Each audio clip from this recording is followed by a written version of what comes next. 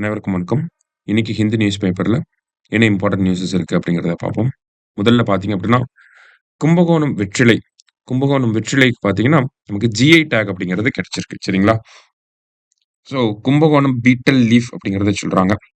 So இதுல பார்த்தீங்கன்னா 2 varieties வந்து இருக்கு. அதுதான் இங்க குடுத்துருக்காங்க. வெள்ளை கொடி, அப்புறம் பச்சை பச்சை கொடி அப்படின்னு சொல்லி 2 வெரைட்டீஸ் ஆஃப் பீட்டல் லீஃப் வந்து நமக்கு இருக்கு.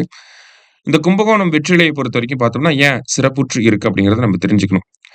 மத்த வெற்றிலைகள பொறுத்தவரைக்கும் பார்த்தோம்னா, அது பயிரிட்டு விளைஞ்சு வர்றதுக்கு 30 நாட்கள் எடுத்துக்கும். ஆனா, கும்பகோணம் வெற்றிலைய பொறுத்தவரைக்கும் பார்த்தோம்னா, 15லிருந்து 18 நாட்களுக்குள்ளேயே அத அறுவடை பண்ணிருவாங்க.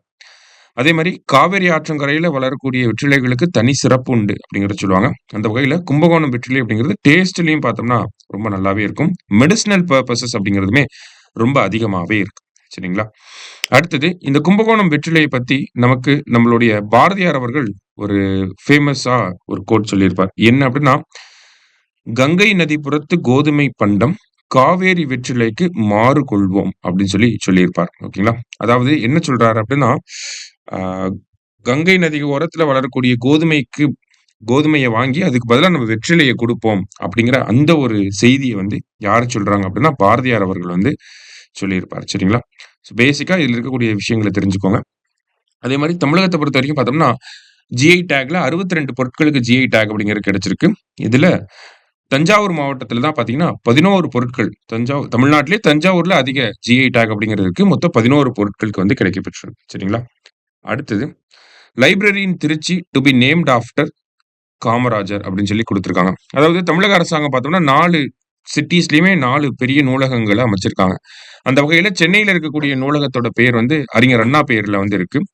கோயம்புத்தூர பொறுத்தவரைக்கும் பார்த்தோம்னா, பெரியார் அவர்கள் பேர்ல நூலகம் அமைக்கப்பட்டிருக்கு. மதுரைய பொறுத்தவரைக்கும் கருணாநிதி அவர்கள் பேர்ல நூலகம் அமைக்கப்பட்டிருக்கு. அடுத்ததா திருச்சியில அமைய இருக்கக்கூடிய நூலகத்துக்கு அ முன்னாள் முதல்வர் காமராஜர் அவர்கள் பேர வைக்கப் போறோம் அப்படிங்கிறத நேத்து முதலமைச்சர் அறிவிச்சிருக்கார். சரிங்களா? அடுத்ததா இங்க பார்த்தீங்கன்னா, DPR being prepared for phase 2 and 3 of link canal project அப்படின்னு சொல்லி குடுத்துருக்காங்க. டிபிஆர் அப்படின்னா என்னன்னா, டீட்டெயில்டு ப்ராஜெக்ட் ரிப்போர்ட் அப்படின்னு சொல்லுவாங்க. ஓகேவா? ஸோ இந்த டிபிஆர் அப்படிங்கிறது எதுக்கு தயாரிச்சுட்டு இருக்காங்க அப்படின்னு பார்த்தோம்னா, காவேரி, வைகை, குண்டாறு நதி இணைப்பு திட்டம் இருக்கு இல்லையா? ஸோ அதற்காக அ இந்த ஒரு விஷயத்த தயாரிக்கிறோம் அப்படிங்கிறத சொல்லியிருக்காங்க. பட் ஸ்டில் அ நமக்கு இந்த காவேரி, வைகை, குண்டாறு நதிநீர் இணைப்பு அப்படிங்கிறது பார்த்தீங்கன்னா, 2008ஆம் ஆண்டே அறிவிக்கப்பட்ட ஒரு திட்டம். காவேரி ரிவர பார்த்தோம்னா, கரூர்ல மாயனூர் அப்படிங்கிற பகுதி இருக்கு. அங்கிருந்து தெற்கு வெள்ளாறு ரிவரோட இணைக்கப் போறாங்க. வெள்ளாறு ரிவர வைகையோட இணைக்கப் போறாங்க. வைகைய குண்டாரோட இணைக்கப் போறாங்க. இந்த ப்ராஜெக்ட்டோட டோட்டல் லென்த் அப்படிங்கிறது பார்த்தீங்கன்னா, 262.19 கிலோமீட்டர் அப்படிங்கிறது தான். சரிங்களா? கிட்டத்தட்ட பார்த்தோம்னா, நமக்கு கிட்டத்தட்ட ஒரு 52,00,000 ஏக்கர் அ விவசாய நிலங்கள் வந்து பயனடையும் அப்படிங்கிறதையும் தமிழக அரசாங்கம் சொல்லியிருக்கிறாங்க. சரியா? அடுத்ததா பார்த்தீங்கன்னா, "no political bias in CM in your constituency scheme" அப்படின்னு சொல்லியிருக்காங்க. அதாவது 2022ஆம் ஆண்டு சட்டப்பேரவை விதி எண் 110க்கு கீழ நம்ம முதலமைச்சர் அவர்கள் "உங்கள் தொகுதியில் முதலமைச்சர்" அப்படிங்கிற திட்டத்த அறிவிச்சிருப்பார். சரிங்களா? இந்த திட்டத்துக்கு கீழ அவர் என்ன கோரிக்கைய வச்சிருப்பார் அப்படின்னா, நம்ம தமிழகத்துல இருக்கக்கூடிய ஒவ்வொரு சட்டமன்ற உறுப்பினர்களும் அவங்க தொகுதியில தீர்க்கப்படாம இருக்கக்கூடிய 10 முக்கிய பிரச்சனைகள பத்தி ரிப்போர்ட் எடுத்து, அத மாவட்ட ஆட்சியர்கள் கிட்ட குடுக்க சொல்லியிருப்பார். சரிங்களா? 10 முக்கிய பிரச்சனைகள எடுத்து மாவட்ட ஆட்சியர்கள் கிட்ட குடுக்க சொல்லியிருப்பார். ஸோ மாவட்ட ஆட்சியர்கள் அத என்ன பண்ணுவாங்கன்னா, அந்த திட்டம் செயல்படுத்தப்பட்டு இருக்கா? இல்ல அந்த திட்டம் இன்னும் அந்த அந்த ஒரு பிரச்சனைக்கு ஏதாவது தீர்வுகள் காணப்பட்டிருக்கா? இல்ல அந்த தீர்வு காண்றதுக்கான ஸ்டெப்ஸ எடுத்திருக்காங்களா?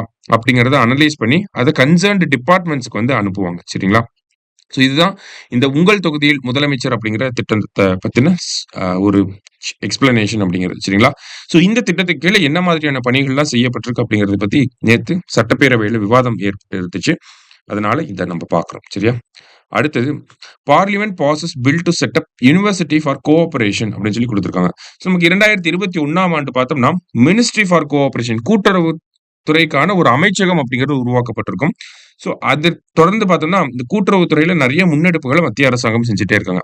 அந்த வகையில இப்ப பார்த்தோம்னா, இந்தியாவோட ஃபர்ஸ்ட் நேஷனல் யுனிவர்சிட்டி ஃபார் கோஆப்பரேஷன் அப்படிங்கிறத கொண்டு வரப்போறாங்க.